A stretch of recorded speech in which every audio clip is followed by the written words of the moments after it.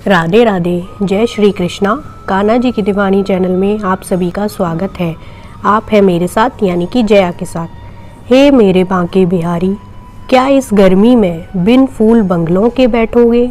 मेरे प्रभु, कौन चुनेगा बागों से कलियां, कौन गुथेगा फूलों के हार, कौन पुष्प बागों से चुनकर बंगला तेरा सजाएगा, कौन इत्र की वर्षा कर तुम्हें आसन पर बैठाएगा?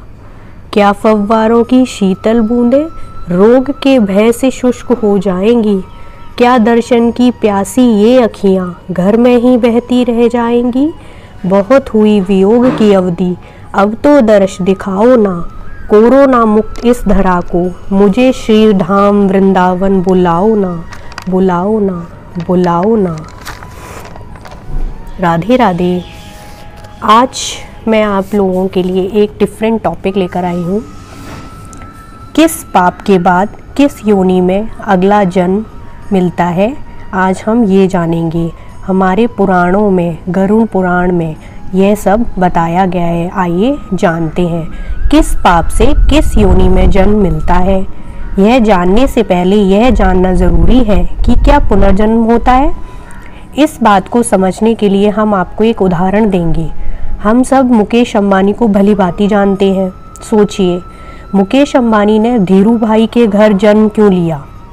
ऐसे घर में जन्म क्यों लिया जहां सब सुख सुविधाएं थी? किसी रिक्शे वाले या सब्जी वाले के यहाँ क्यों नहीं लिया?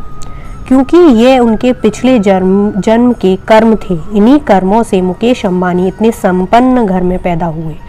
गरुड़ पुराण के अनुसार पुनर्जन्म का विचार 100% सही है, बल्कि भविष्य पुराण में तो पांडव और कौरवों के पुनर्जन्म के बारे में भी बताया गया है। कर्म फल सिद्धांत के अनुसार जैसा कर्म वैसा फल। पाप बड़ा है तो सजा भी बड़ी होगी, पाप सामान्य है तो सजा भी छोटी होगी। सरल भाषा में समझें, जिस तरीके से हम गणित में गुणा भाग करके नतीजा निकालते हैं, ऐसे ही कर्म फल सिद्धांत में पाप कर्मों का गुणा भाग करके ही जीवात्मा को फल मिलता है। चलिए अब योनि पे आते हैं।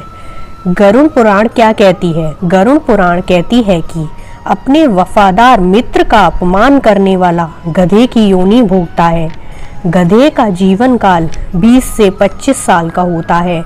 यहाँ आता है कर्म फल सिद्धांत। यदि आपने अपने मित्र का इतना हृदय दुखाया है कि वो ताउम्र उसे पीड़ा पहुंची हो, तो समझ लीजिए कि 20-25 साल आपको अपने मालिक के अत्याचार सहेंगे। दूसरा आता है माता पिता को कष्ट देने वाला व्यक्ति किस योनि में जाता है? ऐसा व्यक्ति कछुए की योनि में जाता है। कछुआ 80 से 120 साल जीता है। इस अपराध की सजा बहुत ही लंबी है। रामायण में तो भगवान श्री राम ने माता पिता को भगवान का दर्जा दिया है, क्योंकि माता पिता भगवान तुल्य है। अगली योनि आती है बंदर की। बंदर की योनि में वो लोग आते हैं जो मालिक के साथ विश्वासघात करें, या कहें जिस थाली में खाएं उसी में छेद करें।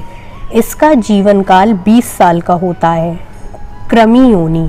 कृमि योनि में वो आता है जो किसी की अमानत या रखा हुआ धन या अमूल्य वस्तु छल से उपयोग करके उसे वापस ना करे।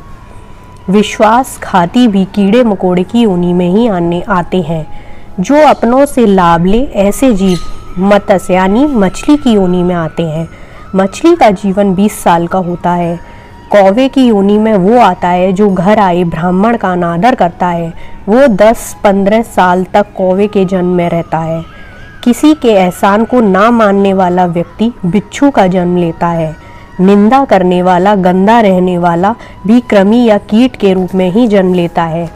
ये ऐसी योनि है, इसमें बहुत कष्ट है। गरुड़ पुराण बताती है, दूसरों का अच्छा सोचने वाला, धर्म मानने वाला, वेदों में विश्वास रखने वाला, पशु प्रेमी, माता पिता की सेवा करने वाला, गुरु की सेवा करने वाला, साधुओं के बताए मार्ग पे चलने वाला, ऐसी आत्मा स्वर्ग जाती है और मोक्ष को प्राप्त करती है।